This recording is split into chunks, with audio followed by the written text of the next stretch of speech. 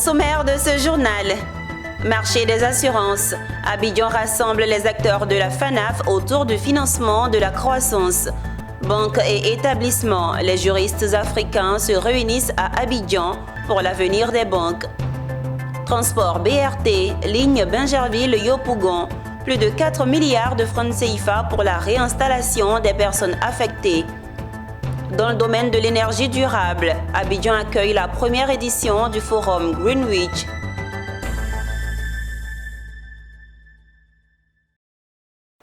Madame, Monsieur, bienvenue sur Business 24 Africa. Vous suivez le journal.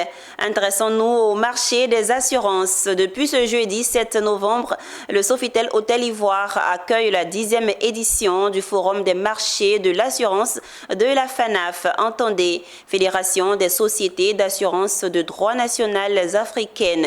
2 jours durant, les assureurs conseils, les régulateurs, les fêtières et tous les autres acteurs de la chaîne de valeur se donnent rendez-vous. Il sera question de pousser les réflexions sur le financement de la croissance des marchés de la FANAF. Le point avec Mondésir Nascimento, Anja Sémian, Tima Traoré et Marius Siri. C'est une histoire d'amour qui perdure entre la Côte d'Ivoire et la FANAF, Fédération des sociétés d'assurance de droit national africaine, créée à Yamoussoukro en 1976. 48 ans après, revoilà l'ensemble de l'écosystème entier à Abidjan.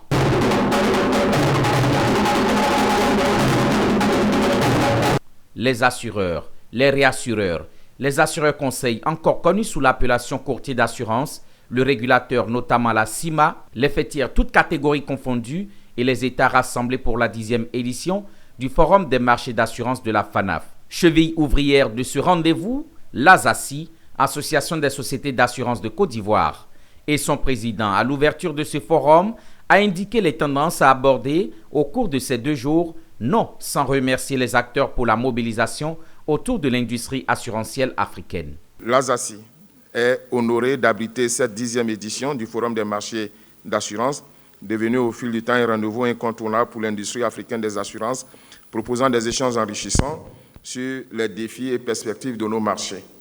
Le thème central de cette édition, financement de la croissance des marchés FANAF, est extrêmement pertinent. Il résonne avec les réalités de notre secteur, de nos économies, ainsi qu'avec les défis et les formidables opportunités qui s'ouvrent à nous.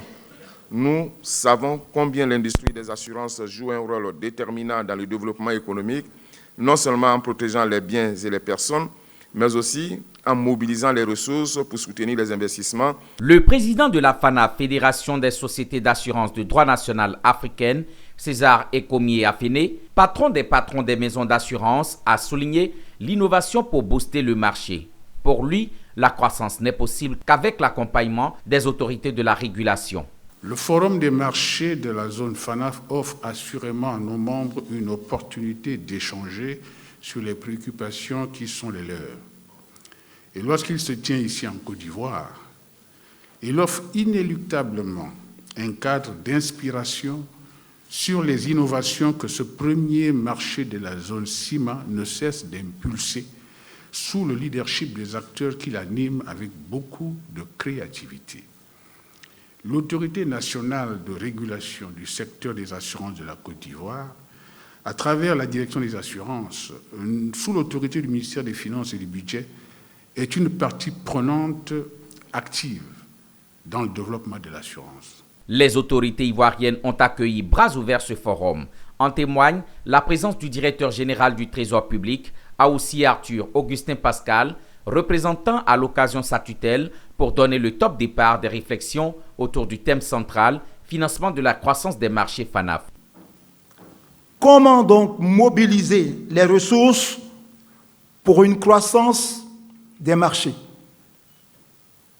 Les différents acteurs doivent jouer pleinement, chacun sa partition, dans un partenariat public-privé constructif. Les présentes assises doivent notamment identifier de nouvelles opportunités et les pistes de financement pour le développement de nos marchés.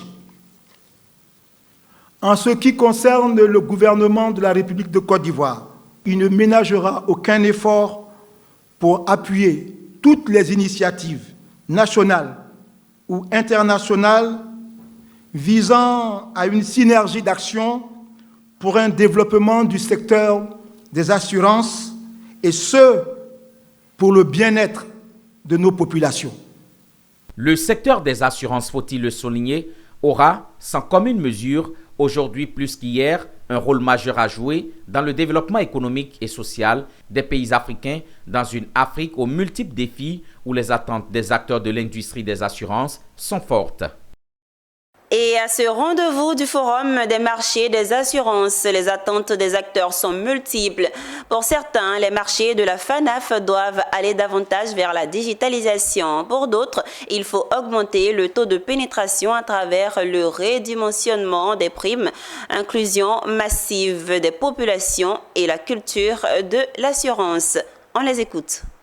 Il s'agit pour les opérateurs du marché de s'introspecter, n'est-ce pas, de voir un peu entre eux et certainement avec leurs partenaires au rang desquels les régulateurs, de voir comment donner une nouvelle impulsion. La nouvelle impulsion qui doit permettre à ce qu'on franchisse le cap, ce cap-là, qui est celui, n'est-ce pas, de l'amélioration du taux de pénétration de l'assurance. Le taux de pénétration de l'assurance est très faible et nous allons profiter de nouvelles technologies pour pouvoir l'améliorer. Il faut dire qu'avec un taux de pénétration faible et le niveau des revenus de nos populations, il faut réduire autant que possible le coût d'intermédiation. Je pense que ce forum permet aux acteurs du secteur des assurances de confronter les idées, et les innovations éventuelles qui peuvent permettre au marché, aux sociétés d'assurance d'avancer, de se développer. Dans un monde qui est en mutation, aujourd'hui, il faut que les dirigeants des sociétés d'assurance soient innovants. Le secteur des assurances, c'est un secteur qui est bien, je dirais, bien régulé. Donc, et dans le cadre de cette régulation, chacun a son rôle. Il y a d'abord ceux qui font la régulation, donc ce sont les autorités de régulation. Ce que nous demandons, c'est que la régulation soit orientée vers le développement du secteur, que la régulation accompagne le secteur. Et que le secteur aussi puisse continuer à faire de l'innovation, pour qu'on puisse avoir des produits qui soient adaptés aux besoins des populations, aux besoins des PME, aux besoins de l'économie réelle, pour qu'ensemble, on puisse véritablement avoir un secteur économique qui est véritablement solide, résilient et qui crée de la valeur pour la population. C'est un thème qui nous paraît d'abord très intéressant, mais surtout un thème qui est prometteur pour nos pays, en tout cas ceux que je connais le mieux, les pays du Sahel et ceux de l'AES, où effectivement le taux de couverture en réassurance est très bas. Donc nous espérons à travers ce forum qu'on puisse discuter des pistes, des voies et moyens pour voir comment nous pouvons améliorer la couverture en assurance dans nos pays pour augmenter d'abord la mobilisation des ressources internes et à travers le chiffre d'affaires des compagnies d'assurance de la région. Il y a très peu de secteurs qui sont couverts, très peu de secteurs sont couverts par l'assurance.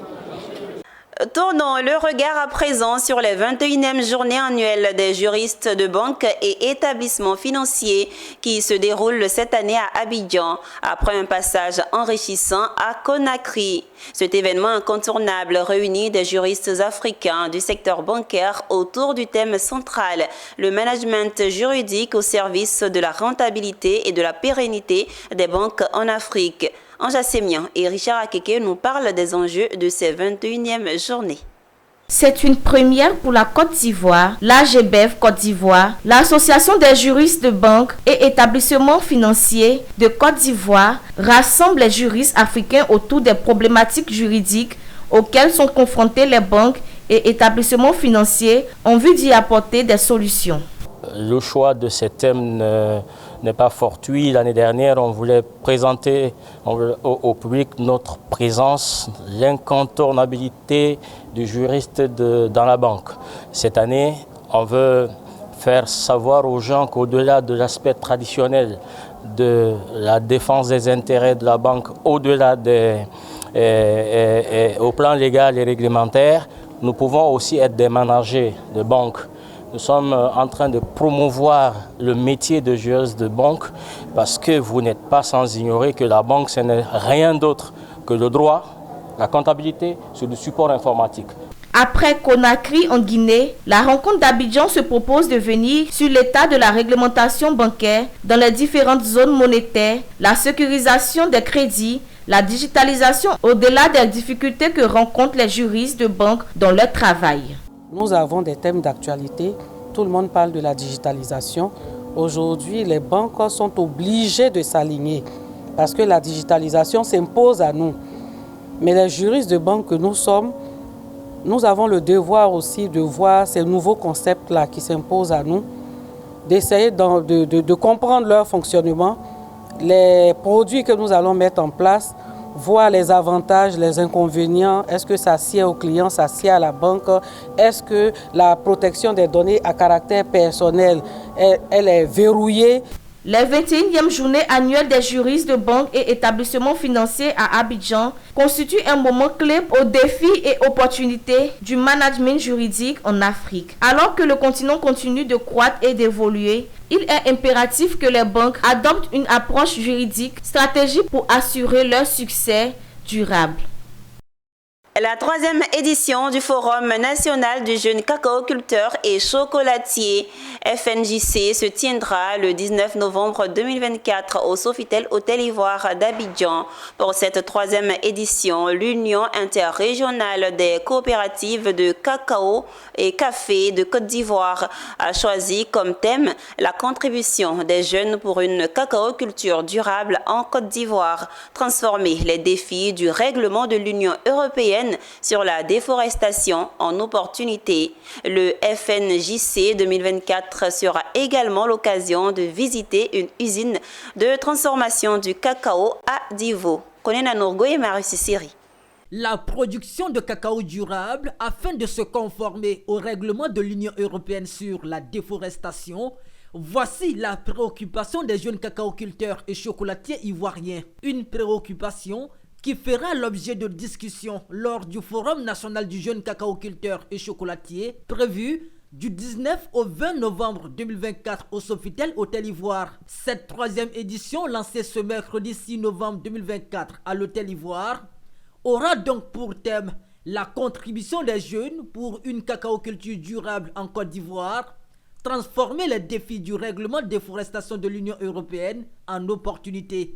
Ce règlement qui devrait rentrer en vigueur en 2025, dont l'application a été encore reportée pour 12 mois, donc pose un défi de taille pour la Côte d'Ivoire, qui est le premier pays producteur mondial de cacao. Il impose des conditions strictes d'accès au marché européen, en particulier pour notre filière cacao, qui représente une grande part de notre exportation. Cependant, loin de se limiter à un obstacle, le RTE ouvre aussi des perspectives inédites pour les jeunes en favorisant le développement de métiers tels que l'agroforesterie, la traçabilité, la géolocalisation et aussi la bonne pratique agricole.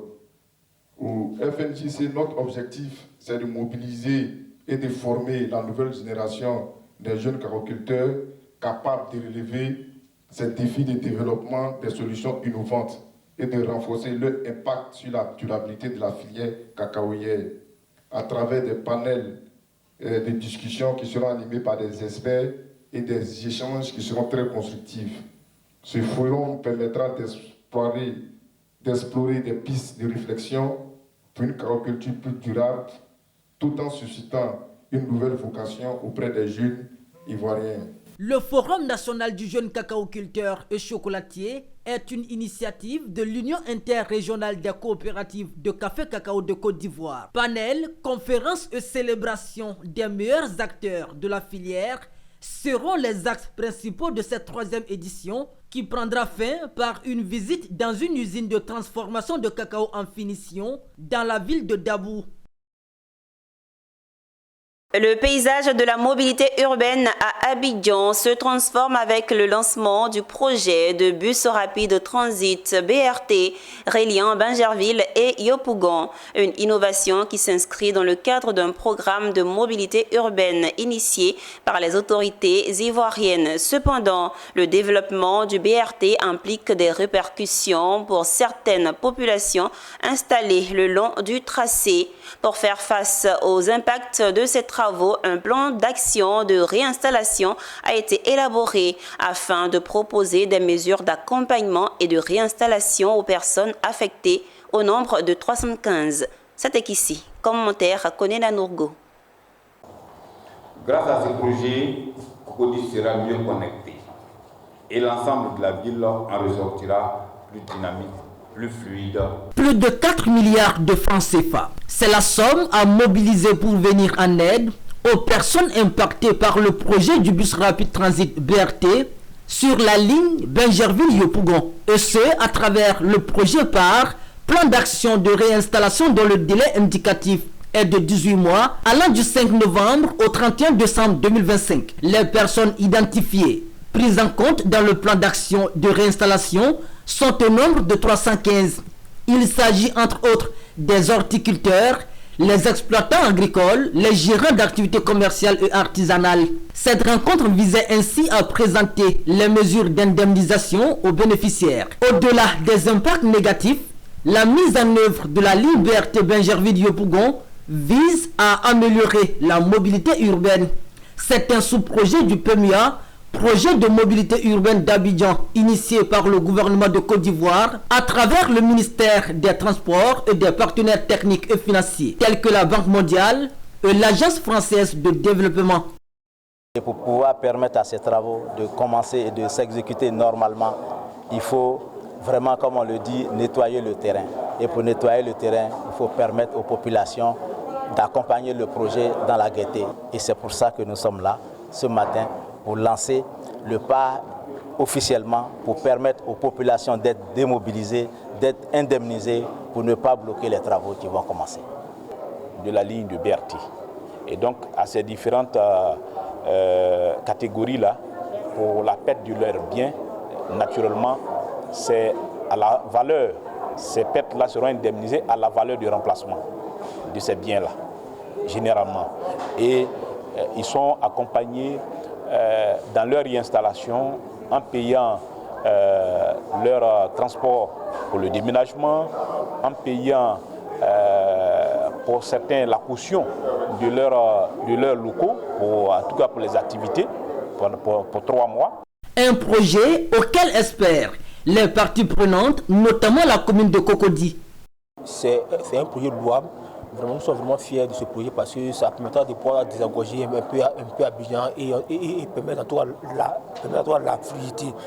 Donc moi, en tant que représentant de l'ingénieur communal ici, j'ai posé cette question de savoir qu'est-ce qu'ils indemniseront des jeunes, qu'est-ce qu'ils paieront de ces personnes. Les personnes et leurs biens situés dans les emprises ont fait l'objet de recensement au cours de l'enquête socio-économique réalisée du 13 au 31 janvier 2022.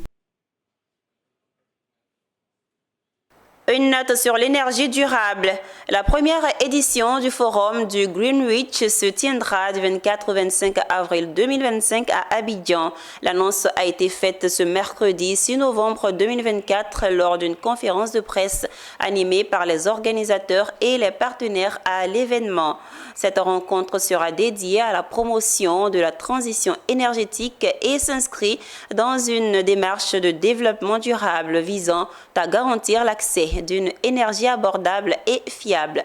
Reportage Sandrine Kwame et c'était ici. Vulgariser l'accès à une énergie abordable, fiable et durable à travers une transition énergétique systématique et l'adaptation des infrastructures télécoms aux impacts du changement climatique. Tel est l'objectif du Greenwich, cet événement prévu les 24 et 25 avril 2025 à Abidjan autour du thème transition énergétique et décarbonation, quel plan d'action pour des infrastructures télécoms vertes et résilientes au changement climatique? Le forum du Greenwich est cette plateforme de réflexion stratégique que le cabinet Line System a conçu pour étendre le champ d'action de ces services, notamment dans l'efficacité énergétique des opérateurs télécoms et de façon plus large des opérateurs TIC. Le forum se tiendra du 24 au 25 avril 2025 au Sofitel Hôtel Ivoire. Donc, ce sont 2 journées de réflexion stratégique au bout desquelles nous allons sortir 2 feuilles de route. La première feuille de route est relative à la transition énergétique du secteur des télécommunications. La deuxième feuille de route est relative à la valorisation des crédits carbone liés à cette transition énergétique. Le Green West est une initiative de la société fondatrice, l'INESISM, en collaboration avec le ministère ivoirien de la transition numérique et de la digitalisation. Il a pour sponsor officiel Smart Energy. Le forum veut impulser la transition énergétique et la réduction de l'empreinte carbone. Nos industries, en particulier l'industrie de l'économie numérique, a besoin de compétitivité et a aussi besoin de réduire son impact carbone. Nous sommes donc disposés à accompagner cette initiative afin d'apporter l'expertise que nous avons en efficacité énergétique, qui commence d'abord par l'audit énergétique des infrastructures en place. Nous pouvons apporter donc cette expertise-là à l'industrie numérique afin de savoir exactement quel est l'impact de notre économie numérique et en particulier les télécommunications sur l'économie et sur l'écologie.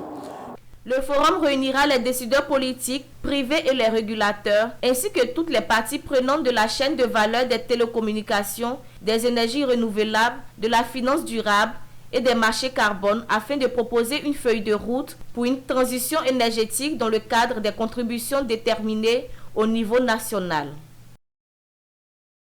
Poursuivons cette édition avec le colloque international scientifique sur l'économie sociale et solidaire ouvert à Abidjan le 4 novembre sous l'égide du Premier ministre ivoirien Robert Begré-Mambé, qui a pris fin le mardi 5 novembre 2024 avec pour thème « Économie sociale et solidaire et développement des pays africains, état des lieux, défis et perspectives ». Ce colloque a refermé ses portes avec de nombreuses résolutions dont la création de l'Observatoire africain de l'économie sociale et solidaire.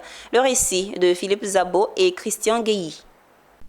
Après 2 jours de travaux, marqué par une conférence inaugurale qui a retracé l'histoire de l'ESS en Afrique et 4 panels de haut niveau animés par des ministres, l'honneur est revenu au ministre du Commerce et de l'Industrie de Côte d'Ivoire de refermer le colloque. Lui et son invité, le ministre sénégalais de la microfinance, se sont félicités de la déclaration d'Abidjan portant création d'un observatoire scientifique africain de l'ESS. Au-delà des recommandations pertinentes formulées qui vont contribuer inéluctablement à la construction de l'écosystème de l'ESS en Afrique, l'adoption de la déclaration de création de l'Observatoire africain de l'ESS constitue un résultat précieux du colloque que je voudrais saluer. Nous avons pu enregistrer beaucoup d'avancées, évidemment en termes de recommandations, mais également en termes de perspectives. Je crois qu'à partir de la Côte d'Ivoire, il y aura un déclic qui va dans le sens d'harmoniser toutes les politiques d'économie sociale solidaire, d'abord à l'échelle sous-régionale, puis à l'échelle régionale africaine.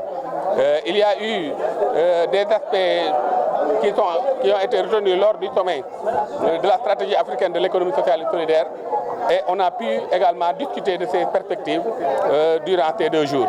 Voilà, en tout cas, le colloque a été très intéressant, mais également a été très fructueux en termes de perspectives et de recommandations, et particulièrement l'observatoire qui sera mis en place à l'échelle africaine. Pour rappel, 13 pays ont pris part à ce colloque qui a vu la participation d'environ 1000 personnes. Il a été organisé par Africa Perspective Institute. Réchauffement climatique, inondations, sécheresse, fonte des glaces, désertification, disparition des espèces animales et végétales, la terre des signes plus que détresse qui interpelle les chercheurs, sinon les écologues. À l'université Nongui-Abrogwa, l'on n'est plus que préoccupé, d'où un congrès d'écologie d'Afrique de l'Ouest.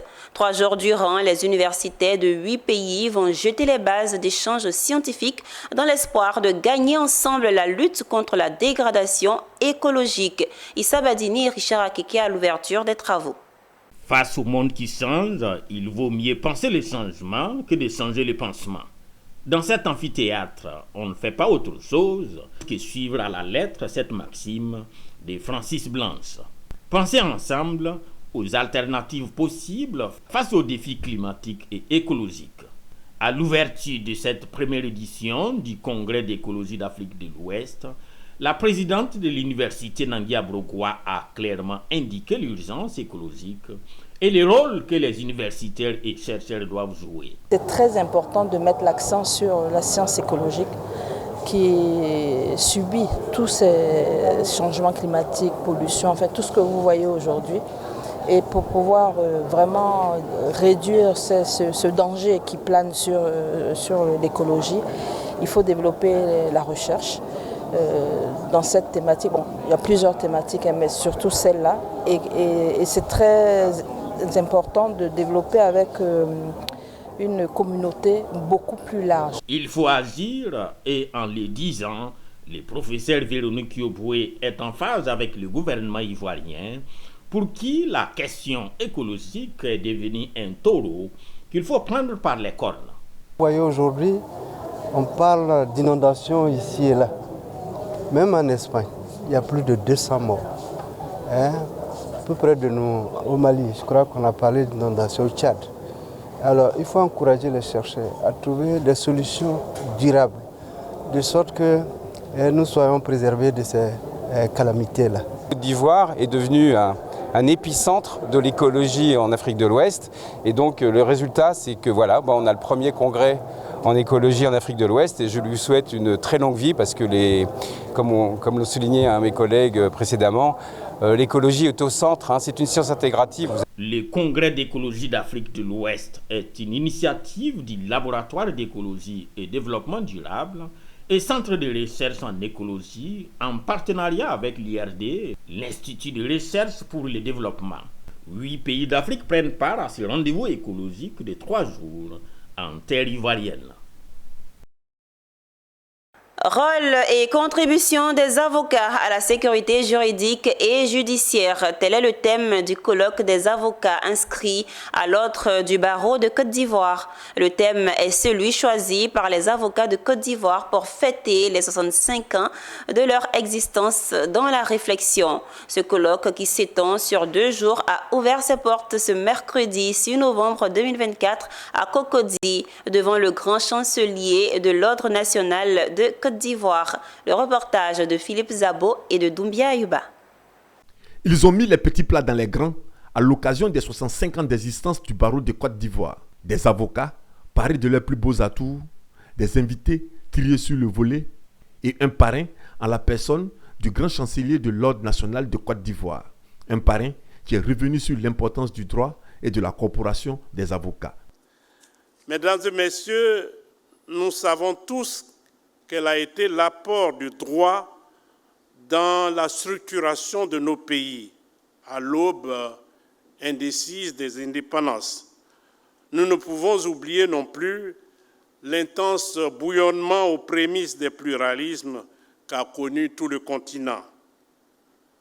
L'on ne le dit pas assez, votre coopération, votre corporation a toujours joué un rôle déterminant à chaque étape de la longue marche de notre continent. Pour la présidente du barreau, le thème du colloque, rôle et contribution des avocats à la sécurité juridique et judiciaire, va redorer leur blason. Sous le terme, d'abord, comme vous l'avez vu, de la solidarité, de la fraternité entre les avocats, du renforcement des liens entre les avocats et puis, comme je l'ai dit également, de l'accès à la justice pour tous. Nous voulons sortir les avocats des prétoires pour nous rapprocher le plus possible des justiciables. Et je ne cesse de dire qu'il faut réparer l'image des avocats et mettre fin aux préjugés. L'avocat est à côté de celui qui est à Yopougon, qui est celui qui est à Bobo, tout comme de celui qui est à Beverly Hills. Nous sommes à côté de tous les citoyens, de tous les Ivoiriens pour défendre leurs droits et promouvoir la justice. Une visite de stand retraçant la vie du barreau de Côte d'Ivoire a mis fin à la cérémonie d'ouverture. Parlons santé.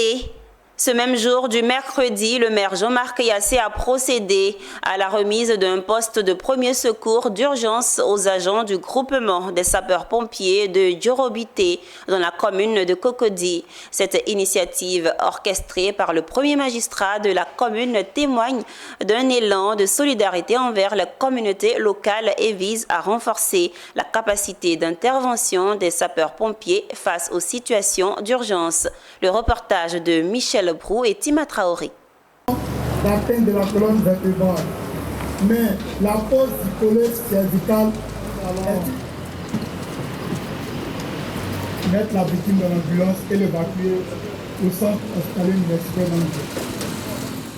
Les détachements du groupement des sapeurs-pompiers de l'Indénié en poste à Djorobité pourront se vanter de leur capacité d'intervention. Ces agents affectés dans cette zone ont été dotés d'un poste de premier secours d'urgence par le premier responsable de cette municipalité. Cet ouvrage entièrement climatisé et équipé de 3 lits superposés de 6 places, d'une table de toilette et un micro-ondes pour répondre aux besoins des locataires. Pour Jean-Marc Yassé, ce renforcement des capacités opérationnelles s'inscrit dans une stratégie globale de prévention et répondre aux urgences, visant à réduire les délais d'intervention et à améliorer la prise en charge des victimes. Vraiment, c'est les sapeurs-pompiers qui m'ont approché et qui avaient leur projet de se rapprocher des populations. Et j'ai trouvé leur idée tellement ingénieuse et normale que le conseil municipal et moi-même ne pouvons que suivre et emboîter le pas. Donc dès qu'ils nous ont dit, nous avons mis tout en œuvre pour pouvoir réaliser leur projet et en même temps aider et aller vers nos administrés. Cet événement a mobilisé les autorités du groupement des sapeurs-pompiers, des leaders de jeunesse, tous unanimes sur la portée de cet important matériel en faveur de leurs différentes communautés. Monsieur le maire de Cocody, vous avez été le premier élu à épouser la vision du groupement des sapeurs-pompiers militaires et à décider de mettre à disposition 3 postes de secours dans votre commune. Ce poste de Djorobité est donc le premier né d'une série de 3. Ce poste de secours est doté de commodités adéquates et va non seulement améliorer nos conditions de travail, mais aussi renforcer notre capacité à sauver des vies et apporter des soins de première nécessité aux blessés et malades de notre commune. Cette remise de poste de secours d'urgence est une action citoyenne du maire de Cocody et intervient après la réalisation de la mairie annexe, la construction du centre de santé Djorobité 1 et la réhabilitation de l'école primaire de Djorobité 2. Les prochaines zones ciblées par ces actions sont Mbadon, la réhabilitation du 22e arrondissement et la mise en place du grand centre de secours d'Akwedo. Toujours en santé, une cinquantaine de leaders de la compagnie Holy Life International ont été distingués par le président international à l'occasion des Holy Life Awards 2024. Ce rendez-vous a réuni les leaders et experts autour d'une vision novatrice du bien-être africain, lutter contre les maladies d'ordre électromagnétique et ce à travers la technologie Holy Life Terra P90. Plusieurs communications ont également meublé la rencontre autour du thème Holy Life, nouvelle vision, bien-être et santé pour l'Afrique, en particulier la Côte d'Ivoire. Des trophées et des tableaux pour distinguer des leaders qui se démarquent au sein de Holy Life International, une compagnie internationale opérant dans le bien-être, spécialisée dans la production et la commercialisation de matériels médicaux. Le 2 novembre, Michael Yuan Chuen, directeur des ventes à Holy Life International, venu tout droit de Taïwan, a félicité les meilleurs leaders, des distributeurs qui ont écoulé le produit phare appelé Terra P90. Taïwan est un petit pays.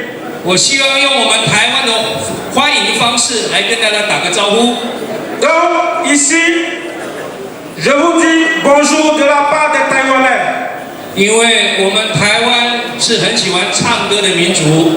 Parce que nous les Taïwanais, nous aimons chanter les chants célèbres. Terra P90 se veut un appareil de physiothérapie doté de la technologie des champs électromagnétiques pulsés et de la technologie des ondes Terra X. Il permet d'éliminer toutes les maladies liées aux nerfs, aux os, aux articulations et au sang. Une autre solution pour les personnes souffrant du diabète, d'hypertension artérielle, de troubles mentaux, de paralysie partielle et de l'AVC. En ce qui concerne l'appareil Thérapie 90 de la compagnie Holy Life, ça devient un peu indispensable pour nous parce que toutes les pathologies ou les maladies que nous avons à la base sont des maladies liées aux cellules. Alors que l'appareil Thérapie 90 traite depuis les cellules souches, de sorte que tout ce qui est maladie ou cas dysfonctionnel au niveau cellulaire, bien sûr, peut être traité par simplement les thérapies avec l'appareil Thérapie 90. Toutefois que vous faites les séances, c'est les corrections, c'est-à-dire que l'appareil va permettre à ce que le système ou bien les cellules soient régénérées et renouvelées. Ce matériel médical présenté, selon les organisateurs de la rencontre, est aussi un produit placé en marketing relationnel afin de créer des opportunités d'emploi pour les populations actives. C'est un bon moyen de lutte contre la pauvreté. C'est un bon instrument pour l'employabilité. Tous ceux qui ont un peu de courage et un peu d'audace, il suffit qu'ils viennent s'engager à parler des produits Olilaf, se prennent automatiquement en charge parce qu'ils acquièrent automatiquement une autonomie financière. Tu es le chef de ton entreprise et tu es récompensé au mérite. Tout ce que tu auras vendu, tu auras ta commission dessus. Créée en Malaisie avec pour siège à Taïwan, la compagnie Holy Life International a décidé de révolutionner la thérapie plantaire. Cette année, elle s'est déportée en Côte d'Ivoire afin d'aider les populations à régler leurs problèmes de santé. Une note sportive. Il s'est tenu récemment la 3e édition du tournoi de Maracana, doté du prestigieux trophée Bruno Nabagné-Koné. L'objectif de ce tournoi est de rassembler tous les agents du ministère de la Construction, du Logement et de l'Urbanisme dans une ambiance festive et conviviale. Pour cette 3e édition, c'est l'équipe du guichet unique du foncier qui a remporté le trophée pour la 3e fois consécutive.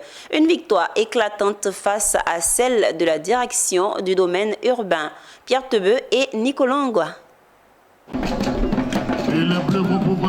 L'espace Agora de Port-Boué était noir de monde ce samedi 2 novembre. La raison de cette présence nombreuse, la tenue du tournoi de Maracana doté du prestigieux trophée Bruno Nabagné-Koné. Un tournoi à sa 3e édition.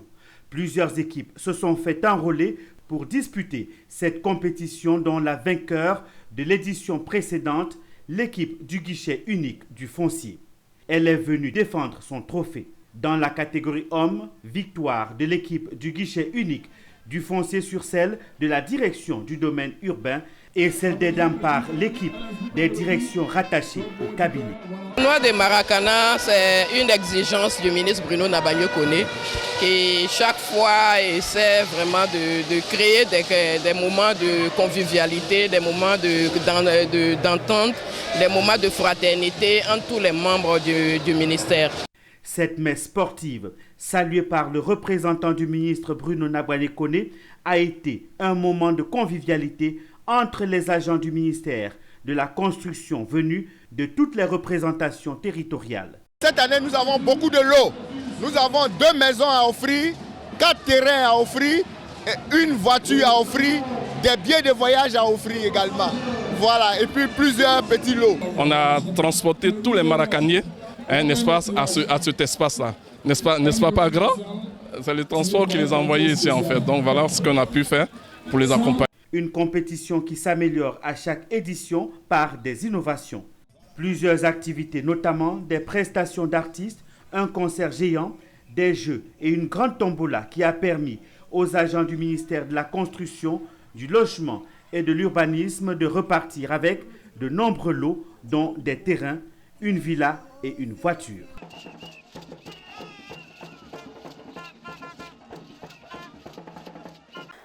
Randonnons à Yamoussoukro.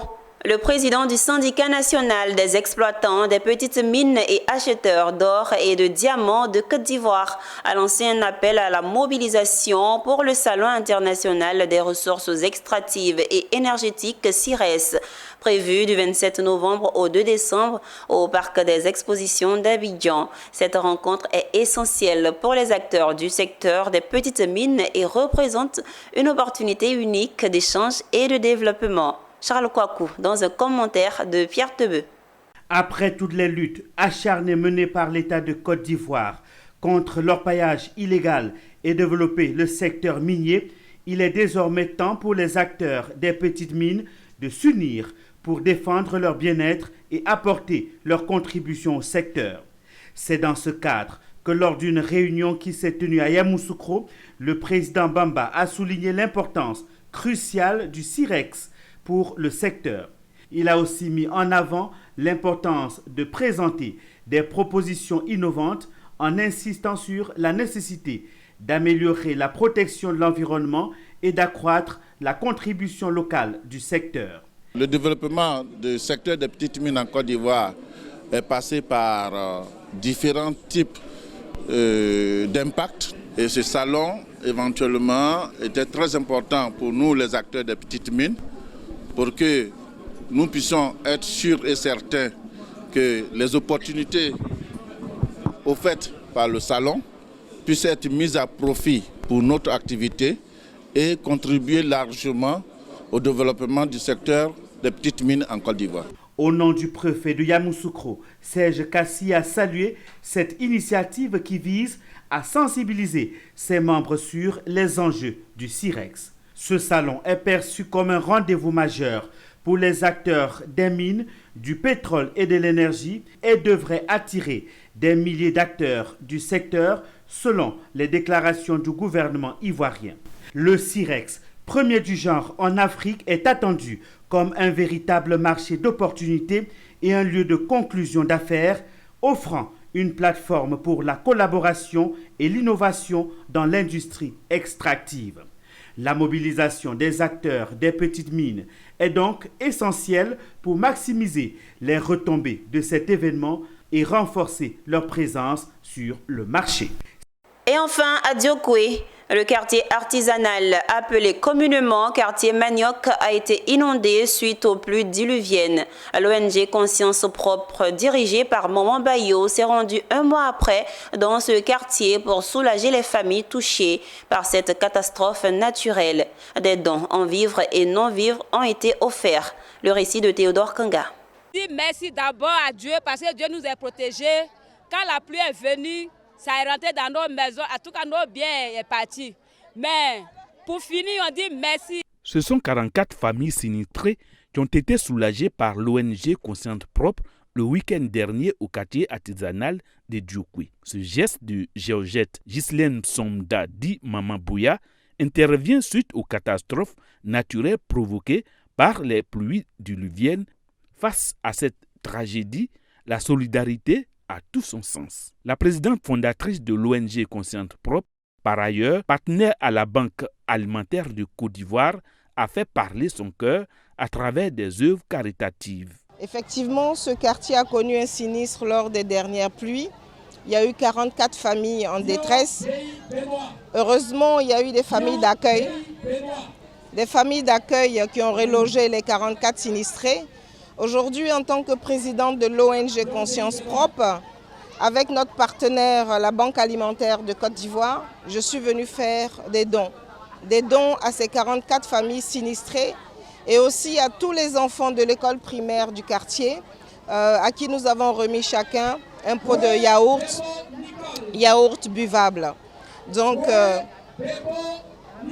c'est un sentiment de joie qui m'anime aujourd'hui quand je vois le sourire sur le visage des enfants et que ces familles sinistrées, ne serait-ce qu'un court instant, ont eu du bonheur. Les familles bénéficiaires ont exprimé leur gratitude à la donatrice. Nous sommes très contents d'avoir reçu ces cadeaux de la part de Maman Bouya. Merci à elle et longue vie à elle. L'autorité préfectorale présente a salué l'initiative de l'ONG. Les écoliers du quartier ont également reçu des boîtes de lait. Les dons aux personnes sinistrées sont composés essentiellement de riz, de pâtes alimentaires et bien d'autres. Cette page des sinistrés de Diokwe met un terme à ce journal préparé par l'ensemble de la rédaction. Ne ratez pas les prochaines éditions sur la chaîne panafricaine d'information économique.